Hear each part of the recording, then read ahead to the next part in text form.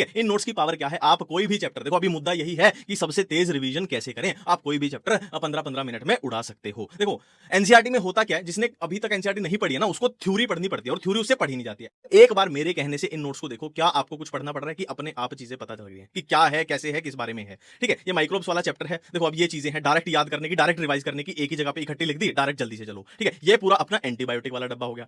ये body fluids वाला chapter है। ठीक है, आप एक काम करो, इस वीडियो को पॉज करो और पढ़ के देखो कि क्या अपने आप पढ़ा जा रहा है सब कुछ, क्या लिखा है, क्यों लिखा है। ठीक है, ये प्लाज्मा की कंपोजिशन आ गई, क्या है, कैसे है पूरा। ठीक है, नंबर्स, ब्लड सेल्स के नंबर एंड लाइफ स्पैन बिल्कुल अलग से, कि ब्लड सेल फॉर्म कैसे होती है बिल्कुल अलग से। ठीक है, आरबीसी की बात कर ली जाए, ये पूरा आरबीसी का आ गया, क्या है, शेप, साइज, न्यूक्लियस। ये हीमोग्लोबिन की बात कर ली जाए, इस डब्बे में पूरा हीमोग्लोबिन आ गया। ठीक है, नेक्स्ट डब्ल्यूबीसी की बात कर ली जाए, क्या होती है, कैसे डिवीजन होगी, ये अपना वो डब्ल्यूबीसी की टेबल होगी। डिसऑर्डर की बात कर रहे हैं, आप खुद बता दो आपको कोई मुश्किल हो रही है पढ़ने में कि डिसऑर्डर क्या है, कैसे है, और एनसीईआरटी में क्या क्या लिखा हुआ है उनके बारे में, और एनसीईआरटी में थ्योरी पढ़नी पड़ेगी आपको। ये अपना ब्रीदिंग वाला चैप्टर है, देखो बिल्कुल क्लियर समझ में आएगा क्या लिखा हुआ है, कैसे लिखा हुआ है, क्यों लिखा हुआ है। देखो ये सारी एनसीईआरटी की चीजें हैं, पूरा लिख दिया कि फेरिंग्स के बारे में एनसीईआरटी क्या क्या लिखती है, इसके बारे में क्या क्या लिखती है, पूरा एनसीईआरटी की चीजें हैं ये। ठीक है, आपको मैकेनिज्म की बात करें ना, मैकेनिज्म समझ में नहीं भी आया ना कभी, तो ये पढ़ लेना एक बार मेरा लिखा हुआ किस तरीके से लिखा हुआ है, सारा ऑटोमेटिकली समझ में आ जाएगा आपको। सबसे खास बात है कंफ्यूजन ना होना कि ट्रांसपोर्ट ऑफ गैसेस चल रहा है, ऑक्सीजन, CO2 कैसे कैसे क्या क्या होता है। ठीक है, यहाँ हीमोग्लोबिन का क्या क्या कैसे है, हीमोग्लोबिन की सारी कैलकुलेशन आ गई, या आपकी लेफ्ट शिफ्ट राइट शिफ्ट यहीं पे दिखा दी। ठीक है, फिर डिसऑर्डर में देखो ये रेगुलेशन आ गया, बिल्कुल क्लियर कट है क्या क्या लिखा हुआ है एनसीईआरटी में। ठीक है, ये आपके डिसऑर्डर हो गए, एनसीईआरटी में चेक कर लो, सारे ऐसे ही कवर हो जाएंगे।